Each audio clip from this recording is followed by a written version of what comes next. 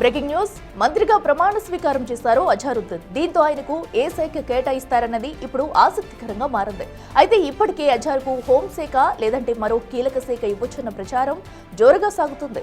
ఇదే సమయంలో తనకు ఏ శాఖ ఇవ్వాలన్నది సీఎం నిర్ణయమని, ఏది ఇచ్చినా తన వంతుగా ప్రజలకు సేవ చేస్తానని తేల్చి చెప్పారు అజారుద్దీన్. దీంతో ముఖ్యమంత్రి రేవంత్ రెడ్డి అజార్ శాఖ విషయంలో ఎలాంటి నిర్ణయం తీసుకోబోతున్నారన్నది ఉత్కంఠ రేపుతోంది.